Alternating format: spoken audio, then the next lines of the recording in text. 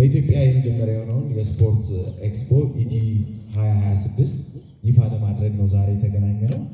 እንደምታውቁት እንግዲህ የስፖርቱ ዓለም በጣም በተጠናከረ ሁኔታ እምርታን እያሳየ ይገኛል። በተለይ ሀገራችንን በቱሪዝም ብቻ በማስተዋወቅ ረገድ ትልቅ ፋይዳ ያለው ስራ እየተሰራ ነው። እንደምታውቁት ኪክቦክስ በዓለም አቀፍ ደረጃ እንዲተዋወቅ የተለያዩ ተወዳዳሪዎችን በማምጣት በሀገራችን የተለያዩ ውድድሮች እየተደረጉ ይገኛሉና ስፖርቱም ደግሞ የሚሰጠው ለቱሪዝሙ ትልቅ አስተዋጽኦ ይኖረዋልና አዶሊያን ማስታወቂያና ፕሮሞሽን ኃላፊነቱ የተወሰነ የግል ማህበር ከዳይመንድ ማርኬቲንግ ኮሚኒኬሽን ኃላፊነቱ የተወሰነ የግል ማህበር ጋር በጋራ በመሆን በኢትዮጵያ በከፍተኛ ደረጃ እያደገ ያለውን የስፖርት ለመጀመሪያና ሁሉን አቀፍ ኤክስፖ ኢቲ 2026 በቅርብ ለማዘጋጀት ይፋ ለማድረግ ነው ዛሬ የተገናኘ ነው። በቅርቡ እንግዲህ በኮንቬንሽን ሴንተር ይህ ውድድር ይደረጋል። ወይም እንዲሁም ደግሞ ኤክስፖ ላይ ዘርፈ ብዙ ባለድርሻ አካላት በሀገሪቱ እየተጠናከረ የመጣውን የስፖርትና ኢኮኖሚ ለማሳደግ ትልቅ መድረክ ይሆናል ተብሎ ይጠበቃል። በዚህ ኤክስፖ ላይ ማህበራት፣ ፌዴሬሽኖች፣ የስፖርትና የሚዲያ አጋሮች፣ ጂምናዚየም፣ የስፖርት ባለቤቶች፣ የስፖርት መገልገያ አምራችና አስመጪ ድርጅቶች፣ የስፖርት ማሊያ ትጥቅ አምራቾች፣ በስፖርት ዙሪያ ያለ በተለይ ደግሞ በጤና ሴክተር ላይ የተመጣጠነ ምግብ ኒውትሪሽን ባለሙያዎችም ተሳታፊ ይሆናሉ። በመላው ሀገሪቱ በስፖርት ዙሪያ ላይ በተለይ የሚሳተፉ በስፖርት ዙሪያ ላይ የሚሰሩ ድርጅቶችና ተቋማት ተሳታፊ ይሆናሉ ተብሎ ይጠበቃል። የዚህ የኤክስፖ ድርሻ ባለቤቶችና አካላት እናንተም የመገናኛ ብዙሃን ባለሙያዎች ናቸውና ይሄ ነገር ከዳር እንዲደርስ የበኩላችሁን አስተዋጽኦ እንድታደርጉ በዚህ አጋጣሚ መልእክታችንን እናስተላልፋለን። ስፖርት እንደሚታወቀው በኢኮኖሚ እድገት ላይ፣ በማህበረሰብ ጤና፣ ሰላም ግንባታ ላይ ትልቅ አስተዋጽኦ አለው። በዓለም አቀፍ ስፖርቶች ምን ያህል ሰላም እንዳመጡ የምናውቀው ነው። በተለይ ደግሞ ከጨዋታ ባለፈ ብሔራዊ የልማት ምሰሶ እንደሆነ ይታወቃል። በስፖርት የሀገራችንን ክህሎት በተለይ ወጣቶችን መለወጥ እንደምንችል ማሳያ ነው። ወደ ኢንቨስትመንት ቱሪዝምም ኢትዮጵያ የተሻለ ምርታም እንድታሳይ ትልቅ አስተዋጽኦ ይኖረዋል ተብሎ ስለሚታሰብ ብዙ ዋና ይዘቶች አሉት። የዚህ ዝግጅት ዋነኛ ዓላማ በሀገራችን የተለያዩ ኤክስፖዎች እንደሚዘጋጁ ታውቃላችሁ።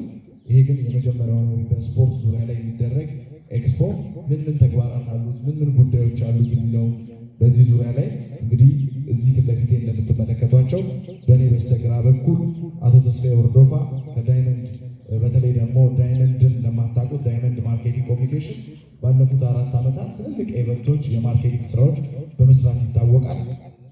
ከኔም በስተቀኝ በግራ በኩል እንዲሁ አዶሊያ ማስታወቂያና ፕሮሞሽን ላለፉት 17 ዓመታት እንዲሁ የተለያዩ ኢቨንቶች በተለይ ደግሞ ባህል ስፖርትን በማዘጋጀት ጨምሮ የተለያዩ ኢቨንቶችን በመስራት ሀገራችን በማስታወቂያ ኢንዱስትሪ ውስጥም ትልቅ የበኩሉን አስተዋጽኦ ያደረገ ወጣት ነው። ከኔ በስተቀኝ በኩል ሁላችሁም ታውቁታላችሁ። በተለይ በስፖርቱ ዓለም ብዙ ስራዎችን በመስራት ይታወቃል። ጋዜጠኛ አሉላ ፍሬው አለ። እንዲሁ በርከት ያሉ ጉዳዮች፣ ሀሳቦችን ያነሳሉ። እናንተ የምታነሷቸው ጥያቄዎች፣ ሀሳቦች ካሉ ደግሞ ወደ እናንተ መድረኩን እንሰጣለን። በድጋሚ ስለተገናኘን እጅግ አድርገን እናመሰግናለን። ወደ ተስፍሽ ይላል። እሺ፣ በጣም አመሰግናለሁ። አብርሽ እንደገለጸው እንግዲህ የዚህ የኤክስፖ ኢቲ 2026 ዋና ዓላማ በኢትዮጵያ ውስጥ ለመጀመሪያ የሆነውን የስፖርት ኤክስፖ በስፖርት ውስጥ ያሉ ባለድርሻ አካላትን የማገናኘት ስራ ነው የሚሆነው። ከባለድርሻ አካላቶች ያው አንዱ እናንተ ናችሁ። የሚዲያ ያለው ተጽዕኖ ቀላል አይደለም። በእኛ ሀገር ውስጥ እንግዲህ በተለያየ ጊዜ የተለያዩ ኤክስፖዎች፣ ኤግዚቢሽኖች ይካሄዳሉ። ፋሽን ላይ፣ ኢትዮጵያ ታምርት ላይ፣ የተለያዩ ካልቸሮች ላይ ብዙ ጊዜ ኤግዚቢሽኖች ይካሄዳሉ። ነገር ግን ስፖርት ነክ የሆኑ ኤግዚቢሽኖች በዚህ ደረጃ በሰፊው እስከዛሬ የተዘጋጀ ያለ አይመስለኝም። ምናልባት ከተሳሳተ ይቅርታ ታደርጉልናላችሁ። ምናልባት በተናጠል በተለያየ ጊዜ ተዘጋጅቶ ሊሆን ይችላል። ሁሉን አቀፍ የሆነ የመጀመሪያ ነው ብለን ነው የምናስበው። ይሄ ትልቅ ኤክስፖ ነው የሚሆነው። የዚህ ኤክስፖ ዋናው ዓላማ እንግዲህ በእኛ ሀገር ውስጥ እንደሚታወቀው አሁን ላይ ስፖርታዊ የሆኑ እንቅስቃሴዎች በጣም እየበዙ በስፋት እያየናቸው ነው የምንገኘው። በተለይ እዚህ ከ2 ዓመት 3 ዓመት ወደዚህ ትልልቅ ስፖርታዊ ክዋኔዎች፣ እንቅስቃሴዎች እየተካሄዱ ነው ያሉት። ስፔሻሊ አሁን በቅርብ የተዘጋጁ የተለያዩ ፋይቶችን አይታቸዋል። እንግዲህ ከዚህ በኋላ በስፋት እየቀጠሉ ነው የምናያቸው። ከተማችንም አዲስ አበባ ደግሞ እንደዚህ አይነት ትልልቅ ዝግጅቶችን በማዘጋጀት ደረጃ በቅርብ ጊዜ ወርልድ አትሌቲክስ ሚቲንግን የአንድ ቀን ሚቲንግን አዘጋጅታ ነበር ከተማችን። ይሄን የሚያሳየው ደግሞ ለስፖርቱ የተሰጠውን ትኩረት ነው የሚያሳየው። በዓለም አቀፍ ደረጃ እንግዲህ ስፖርት በጣም በትልቅ በትሪሊየን ዶላር ኢኮኖሚ የሚንቀሳቀስበት ዘርፍ ነው። እኛ ሀገር ላይም በዚህ ደረጃ እንኳን ባናነሳ ትልቅ የኢኮኖሚ ሴክተር ነው ብለን ነው የምናስበው። የኛ የዚህ ኤክስፖ ማዘጋጀት ዓላማ ከዚህ መነሻነት ነውና በኢትዮጵያ ውስጥ በስፖርት እንቅስቃሴ ውስጥ ያሉ በጣም የተለያዩ ዘርፎች አሉ። ፌዴሬሽኖች፣ የእግር ኳስ ክለቦች፣ ጂም ቤቶች በስፖርታዊ ውስጥ እንቅስቃሴ ውስጥ በተለያየ ደረጃ ያሉ አሉና እነዚህ የተበታተነ የስፖርት ክዋኔዎችን ወደ አንድ መድረክ አምጥቶ ልምድ እንዲለዋወጡ የማድረግ ስራ እንዲሁም ደግሞ በስፖርት ዙሪያ የሚያመርቱ የተለያየ ግብአቶችን የሚያመርቱ ድርጅቶችን ምርትና አገልግሎታቸውን እንዲያስተዋውቁ መድረክ የመፍጠር እንዲሁም ደግሞ የስፖርት አሶሴሽኖች አሉ፣ ክለቦች አሉ፣ የተለያዩ ስፖርት ኢንዱስትሪ ውስጥ ያሉ ድርጅቶች አሉ። እነሱ ደግሞ ፕሮግራማቸውን፣ ፕሮዳክታቸውን፣ ምርታቸውን ለደጋፊዎቻቸው ሊሆን ይችላል፣ ለአባላቶቻቸው ሊሆን ይችላል የሚያስተዋውቁበት መድረክ እንዲያገኙ እንዲሁም ደግሞ በስፖርት ኢንዱስትሪ ውስጥ ትልልቅ ልምድ ያላቸው ባለሙያዎች አሉ። በስፖርት ዲሲፕሊን ሊሆን ይችላል፣ በስፖርታዊ ሜዳዎች ማኔጅመንት ላይ ሊሆን ይችላል፣ በምግብ ፕሮግራም ስፖርት ነክ ምግብ ፕሮግራም ባለሙያዎች አሉ፣ የጤና ባለሙያዎች አሉ። እነዚህ ዓለም አቀፍ ልምድ ያላቸው ሰዎች ለሀገር ውስጥ ስፖርታዊ እንቅስቃሴ ላሉ ድርጅቶች ወይ ደግሞ ግለሰቦች ልምድ የሚያካፍሉበት ፓናል ዲስከሽን የሚያካሂዱበት ትልቅ መድረክ ነው የሚሆነው። በሶስተኛ ደረጃ ማህበረሰቡ በስፋት እንጌጅ የሚያደርግበት መንገድ ነው። ያ ማለት ኤግዚቢሽኑ ላይ ከተለያዩ አካባቢ የሚመጡ ኤግዚቢተሮች ይኖራሉ። እነሱ ደግሞ በግል ያላቸውን ክህሎት ከተለያዩ ተቋም ጋር የሚገናኙበት መድረክ ሊሆን ይችላል ማለት ነው። ግለሰቦች በተለያየ ጊዜ በተለያየ ስፖርታዊ አይነቶች የተለያየ ልምዶች፣ ክህሎቶች አላቸውና እነዛ ቀጥታ ከስፖርት ፌዴሬሽኖች፣ ከክለቦች እንዲሁም ደግሞ ሌላኛው ስፖርት ዘርፍ አዘጋጆች ጋር ቀጥታ የሚገናኙበት እድል የሚፈጠርላቸው ይሆናል ማለት ነው። በዚህ ደረጃ የታሰበ ኤክስፖ ነው። እንግዲህ ይሄ ኤክስፖ ሲዘጋጅ የተለያዩ ባለድርሻ አካላቶች አሉ። ያው ዳይመንድ እና አዶሊያን እንዳለ ሆነው በዚህ ዙሪያ የሚመለከታቸው በስፋት አብረን የምንሰራቸው ይሆናል። እንግዲህ የዚህ ዝግጅት ምን ይካሄድበታል? የዚህ ኤክስፖ ላይ አንደኛ የህብረተሰብ ተሳትፎ በስፋት የሚካሄድበት የሀገር ውስጥ ምርት የሚበረታታበት ወይም ደግሞ አምራቾች ምርትና አገልግሎታቸውን በስራ በደንብ የሚያስተዋውቁበት መድረክ ይሆናል።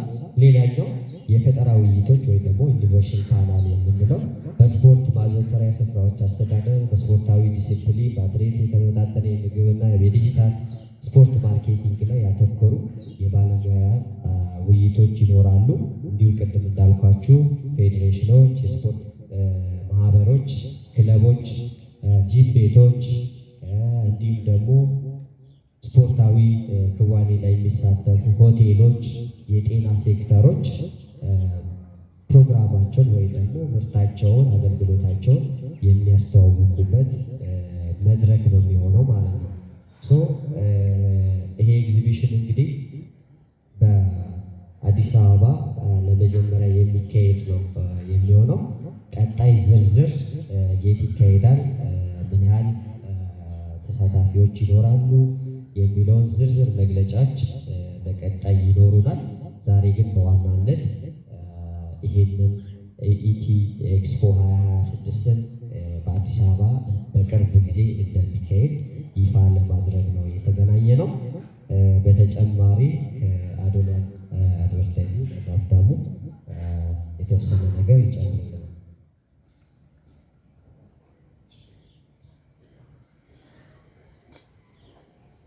እሺ፣ አመሰግናለሁ። አብዛኞቹ ነጥቦች ተነስተዋል።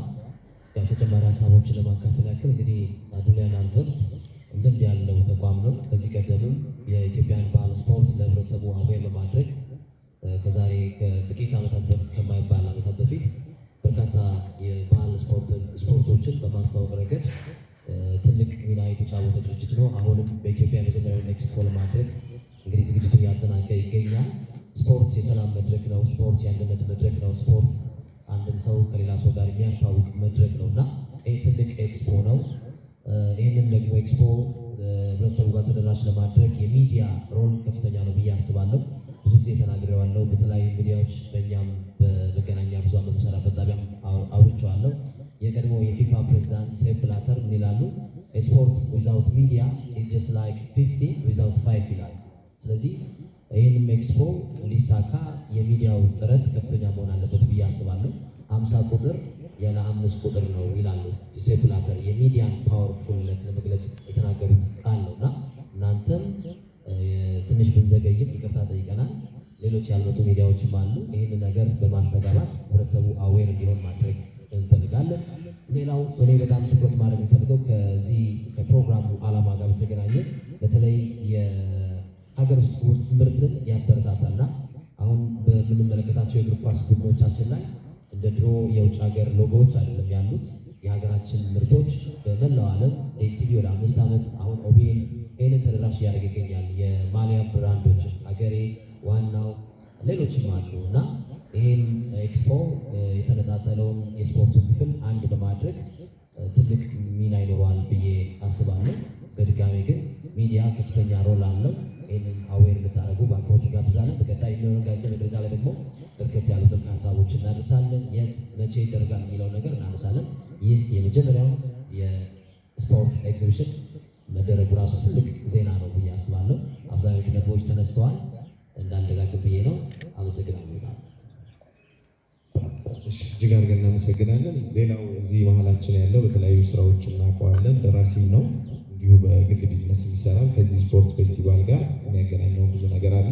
አቶ እንዳልካቸው ለማ ይባላል። ከዚህ በፊት እንግዲህ በርካታ መጽሐፍቶችንም ጽፎ ለአንባቢያን አብቅቷል። የጉያው ወግ፣ የሽሽግ ወግና መቀነት እንዲሁም በቅርብ ደግሞ የሚጠበቅ መጽሐፍ አለው። እሱም የተወሰነ ሀሳብን ያጋራል። መድረኩ ወደሱ አዞራል። እሺ፣ እንዴት አደራችሁ?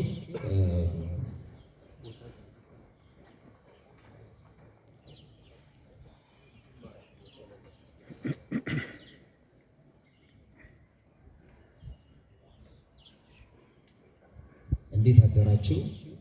ዛሬ እንግዲህ ጥሩ ዜና ነው የሰማነው። ይሄኛው የስፖርት ኤግዚቢሽን ሲዘጋጅ በዚህ ጊዜ መዘጋጀቱ በራሱ ልዩ የሚያደርገው ይመስለኛል። ልዩ የሚያደርገው ምንድነው? አንደኛ ከዚህ ቀደም ኤግዚቢሽኖችን በተለያየ መልኩ ሁላችንም እናውቃለን፣ ግን ይሄ የመጀመሪያው መሆኑ በራሱ አዲስና የተለየ ያደርገዋል።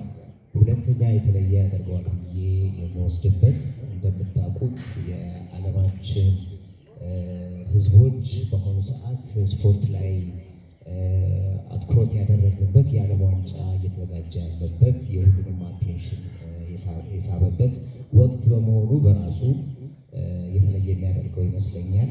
እንደምታውቁት ዓለማችን በብዙ ቴንሽኖች ውስጥ፣ ጦርነቶች ውስጥ ሆና ነገር ግን ስፖርት ደግሞ አንድነት፣ ሰላም፣ መተባበር፣ ፍቅር ነው የምንለው ጊዜ በዚህ በዓለም ዋንጫ ውስጥ እያለፍን የምናይበት ጊዜ ስለሆነ አይ ቲንክ ስፖርት ሁሉንም ሰው እድሜም ጾታም ምንም ነገር ሳይወስነው ሁሉንም የሚያሳትፍ ስለሆነ ትልቅ ነገር አለው። እንግዲህ ስፖርት ስንል እንግዲህ ከእርምጃ ከእንቅስቃሴ ጀምሮ ሁሉም ሰው በእንቅስቃሴ ውስጥ ነው ያለው ብለን የምናስበው እና የማያካትተው ሰው ማንም የለም። በተለይ ደግሞ አሁን እኛ ሀገር ላይ ስታዩት ወደ ስፖርት የማዘውተሩ ነገር የስፖርት ማዘውተሪያዎችን ራሱ እየተስፋፉ በሄዱበት ሰዓት ስለሆነ ከስፖርት የራቁ ሰዎች ወይም ደግሞ አይመለከተኝ የሚያሉ ሰዎች ወደ ስፖርት እየመጡ ያሉበት ነገር ስለሆነ እንደ ትልቅ ነገር ነው እኔ የማስበው። በተለይ የኤግዚቢሽን መዘጋጀቱ በዚህ ውስጥ ደግሞ ቅድም ሲነገር እንደነበረው ብዙ ግብአቶች ይኖራሉ። ኤግዚቢሽን ስንል እንግዲህ በአንድ ቦታ ላይ እና በተወሰነ ጊዜ ውስጥ ብዙ ባለድርሻ አካላት የሆኑ የሚገኙበት ለሚጠቀሙ ወይም ተጠቃሚዎች ሊሆኑ የሚችሉትን ፕሮዳክቶች የሚሰጡበት ወይም ሰርቪሱን የሚያቀርቡበት ቦታ ነው።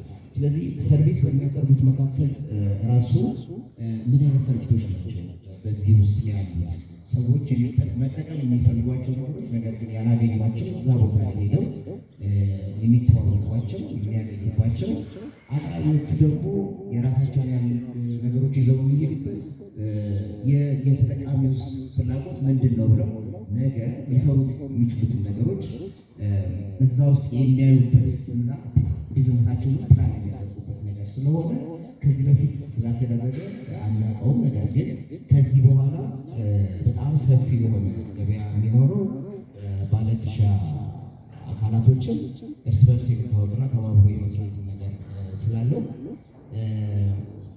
ትልቅ አስተዋጽኦ ይኖረዋል ብዬ ነው የማስበው።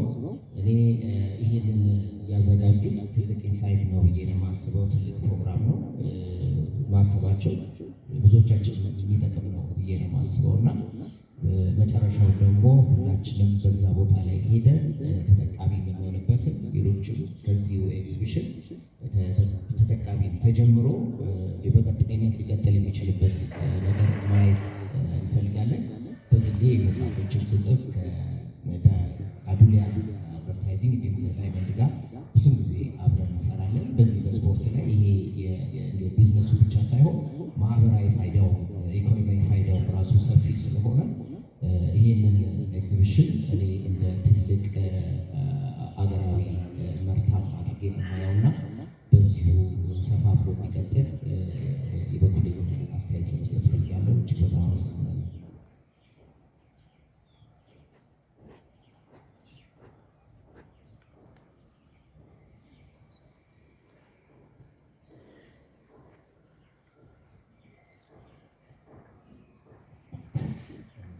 አመሰግናለሁ። ሀብታሙ እባላለሁ ከአዱሊያ ማስታወቂያ። ያው ብዙ ነገሮች ጓደኞቼ እና የስራ ባልደረቦቼ ብለውታል። አንድ ሁለት ነገር ለመጥቀስ እፈልጋለሁ። ያው ውጤቱ የጋራ ነው። ውጤቱ የጋራ ማለት ነው። ሌላ ሀገር ላይ እንግዲህ ያው ከእናንተ ከጋዜጠኞች ስንጀምር ኢንተርናሽናል እንዲሆኑ የሚሰጡት የሚከፍቱት መንገዶች ይኖራሉ። አሁን እዚህ ኢቨንት ላይ ሲዘጋጅ ሀገር ውስጥ ብቻ ያሉ ሳይሆን ታዋቂ ብራንድ ያላቸው የሆነ ሀገር እየገባ እነሱንም የምናሳትፍበት የተለያዩ ልምዶች የምንወስድበት እርስ በርሳቸው ራሱ ጋዜጠኞችን ኦልሬዲ የምንወያይበት እና ወደ ተሻለ አንድ እንግሊዝ ፕሪሚየር ሊግ ላይ እኮ አንድ ጋዜጠኛ ለ30 ደቂቃ ተሳትፎ ምን ያክል ብሮች የገቢ ምንጭ እንደሚያገኝ ናቸው። ስለዚህ ያው ሁሉም ነገር የተሳሰረ ነው። ስለዚህ አብረን የምናድግበት ነው። ስፖርቱን ማሳድገን ነገ ይሄ ኤግዚቢሽን አዲስ ኢትዮጵያ ላይ ብቻ ተዘጋጅቶ ኢስት አፍሪካ ነገ ደግሞ ሌላ አለ። ለምንድን ነው ያሉንን የኛ የሆኑ ስፖርቶች አሉ። የኛ የኢትዮጵያ ስፖርት የሚባሉ ወደ 88 አይነቶች አሉ። እነሱ በዓለም አቀፍ ደረጃ ማስተዋወቅ ማለት ነው። ስለዚህ ያንን ነው ጤናማ ህብረተሰብ መፍጠር። ይሄን ነው የምንችል በቡድን ብዙ ስለተባለ እንደተባለው ጨምሪ ነገር ካለች እንደተባለው እንግዲህ ስፖርት በዓለም አቀፍ ለሰላም እንዲሁም ደግሞ ለጤና ለብዙ ነገር እንደሚያገለግለው ሁሉ በርካታ ቢሊዮን ዶላሮች የሚዘዋወሩበት ግብይቶች እንደሚኖሩ ይታወቃል። የተለያዩ ስፖርቶች አሉ። በተለይ ደግሞ ሀገራችን ቅድም ሀብትሽ እንደገለጸ ወደ 88 አሉ ባህል ስፖርቶች አሉ። በተለይ ባህል ስፖርቱ ገና ሲመጣ ብቻ ነው ብዙዎቹ እንቅስቃሴ የሚያደርጉት እንደነ ፈረስ ጉግስን ጨምሮ ሌሎች ስፖርቶች ግን በየዓመቱ ብቻ ሳይሆን በየጊዜው መሰራት አለባቸው ብለን እናስባለን እና እንደነዚህ አይነት ስፖርት ፌስቲቫሎች ደግሞ ብዙውን ነገር ያነሳሉ ብለን እናስባለን። እናንተ የምታነሷቸው ሀሳቦች፣ ጥያቄዎችን ሊኖሩ ይችላሉ። ገንቢ ሀሳቦችን ይኖራሉ። እናንተ ጋር መድረኩ ክፍት እናድርገው። የመጣችሁበትንና ስማችሁን እያስተዋወቃችሁ የምታነሱ ጥያቄዎችን ጥሩ ነው። እዚህ ጋር ስሰለኝ ግናለን ተፈራ ታመነ ከብስራት ሬዲዮ። በቅድሚያ ስፖርት ላይ መስራት አገር ላይ መስራት ነው እና ምክንያቱም ማህበረሰብ ከመፍጠር አንጻር የተዋሰደው ከፍተኛ ስለሆነ እንዲመሰገን ይገባል። ሀሳቡ በቅድሚያ ሁለት ሀሳቦች ናቸው። ትልቁ ጉዳይ ምንድነው? በየትኛውም ዘርፍ ላይ ስራ ሲሰራ ቀጣይነቱ የሚለው ጉዳይ ነው እና ቀጣይነቱ ታስቡበታል ወይ? በዚህ ጉዳይ ላይ የሚቀጥል እስከሆነ በየዓመቱ ዋሊያ ስለሆነ በየምናቀል የጊዜ ኢንተርቫል ነው ለማሳየት ታስባችሁ ቀዳሚው ጥያቄ ነው። ሁለተኛው ጥያቄ እንግዲህ ኤክስፖ በዋናነት የኢንዱስትሪ ሴክተር የስፖርት ቴክኖሎጂ ሽግግር የወጣቶች ተሳትፎ የስፖርት ኢኮኖሚ ማሳደግ በሚል በአበይት የተቀመጡ ነጥቦች አሉ። ያው ስፖርት በባህሪ የተባለ ዘርፍ ነው እና ኤክስፖ ሲከናወን የአደባባይ ውድድሮችን መዘጋጀት ሲታሰቡ የበለጠ ደግሞ ኤክስፖ የተሟላ ያደርጓል ብዬ አምናለሁ እና ምናልባት በዚህ ወቅት ለማዘጋጀት እንኳን አመቺ ካልሆነ በሌሎች ወቅቶች ላይ ለማዘጋጀት የሚታሰብበት ስፖርት ሲባል ራሱ አእምሮ ላይ የሚመጣው የተግባር እንቅስቃሴ ነውና ኤክስፖ እንዳለው ነው አደባባይ ላይ ውድድሮች መዘጋጀት ይቻላል። በጎኑ ብዬ ስላሰብኩኝ ነው። አመሰግናለሁ። ጥያቄውን ካለ መድረኩ ክፍት ነው። በነፃነት ሀሳቦቻችንን ሼር መደራረግ እንችላለን።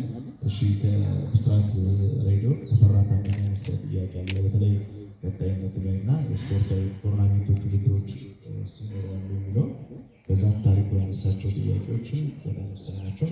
ምን ያህል ጊዜ ነው የሚደረጉት? እንዲሁም ደግሞ ምን ያህል ተሳታፊዎች ይኖራሉ?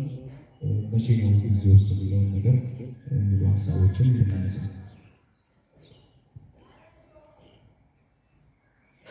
እሺ፣ አመሰግናለሁ።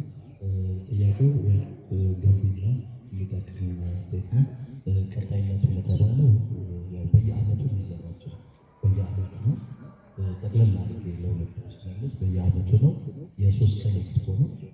ተሳታፊዎቹ የሚገቡት በነፃ ነው። ኦልሬዲ ቦታው ሴት አድርገናል። ለውጦች ካሉ ግን ከዚህ በኋላ ቀጣይ የምንገናኝበት ጊዜ ስላለ ከመቼ እስከ መቼ የሚለው ያን ለምንድን ነው ክፍት ያደረግነው? ቀኑ ብዙ ጊዜ የውጭ ካምፓኒዎች እዚህ ለመገኘት የራሳቸው ስኬጁል ስላላቸው ማለት ነው። ስለዚህ ያንን ደግሞ እናሳውቃቸዋለን። ትንሽ ጠብቆ ስላሉ ለምሳሌ ናይክ፣ አዲዳሶች አሉ ጊዜ ይፈልጋሉ። ስለዚህ የዛን ጊዜ በማየት ያንን ቀጣይ ላይ የምንገናኝበት ሰዓቱን ጊዜውን ሴት እናደርጋለን። ግን የ3 ቀን ኤግዚቢሽን ነው። ሌላው መጠየቀው ውድድሮች ይኖራሉ። ለምሳሌ ተሰጥኦ ያላቸው ውድድሮች ይኖራሉ። የተለያዩ በኳስ ሊሆን ይችላል፣ በባስኬት ሊሆን ይችላል፣ የተለያዩ ነገሮች እና እነዛንም የሚወዳደሩበት እዛው ቦታው ላይ ፕላትፎርም አለ። ስለዚህ ይሄ የሚጨምረው ተረጋግጣለ።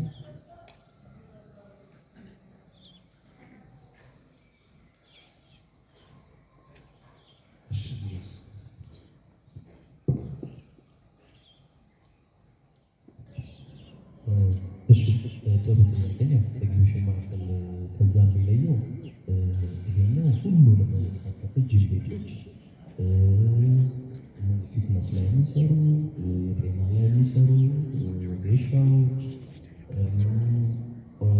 ሁሉም ስፖርቶች ባስኬትቦል፣ ግራውንድ ቴኒስ፣ እግር ኳስ። ያው የሚለየው ምንድን ነው? ያኛው የሚለየው ምንድን ነው? እያንዳንዱ ሴክተሩ አተኩሮ ይሰራል። በአንድ ቦታ ላይ ሁሉንም ነገር ማግኘት ይቻላል። ሁለተኛ ልምድ የሚለዋወጡበት የሆነ ታላቁ ሩጫ ላይ ከዚህ በፊት ታውቃለህ፣ በዚህ ደረጃ ሳይሆን የተወሰኑ ሴሮች አሁን ተኮር አድርገው የሚሰሩት አንድ ዘርፍ ነው። ይሄ ግን ምንድነው የሚለየው? ሁሉንም ዘርፍ ያካተተበት ስፖርት ይለያል። ስለዚህ አስመጪዎች የሚገኙበት የሚያመርቱ ሁሉም ነገር የሚገኙበት ነው እና ያንን ልምድ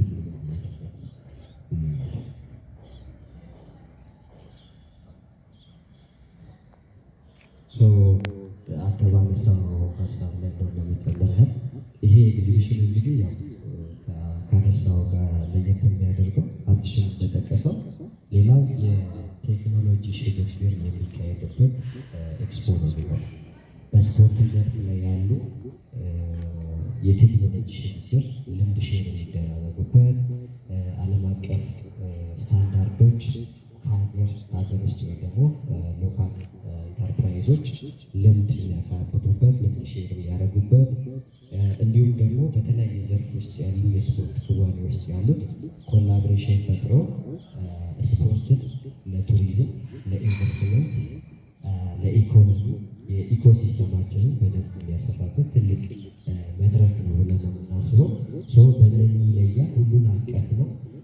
እንደተባለው ስፖርት እንግዲህ ከእግር እንቅስቃሴ ጀምሮ እስከ ትልቁ እግር ኳስ ድረስ ያሉት በሙሉ ስፖርት ብለን ነው የምንጠቀልላቸው። አትሌቲክስ ብቻ አይደለም፣ እግር ኳስ ብቻ አይደለም፣ የእጅ ኳስ ብቻ አይደለም፣ የጂም እንቅስቃሴ ብቻ አይደለም። እነዚህ ሁሉ ባለድርሻ አካላት ተሳታፊ ነው የሚሆኑ። በዚህ ዘርፍ ላይ የሚሰሩ ደግሞ የጤና ባለሙያዎች አሉ። እነሱን ኢንጌጅ የሚያደርጉበት ማህበረሰቡ ደግሞ በተለያየ ቦታ ላይ ያሉ ግለሰቦች የራሳቸውን ተሰጥኦ የሚያወጡበት ትልቅ መድረክ ነውና በዚህ ነገሮች ትንሽ ለየት ያደርገዋል ብለን እናስባለን።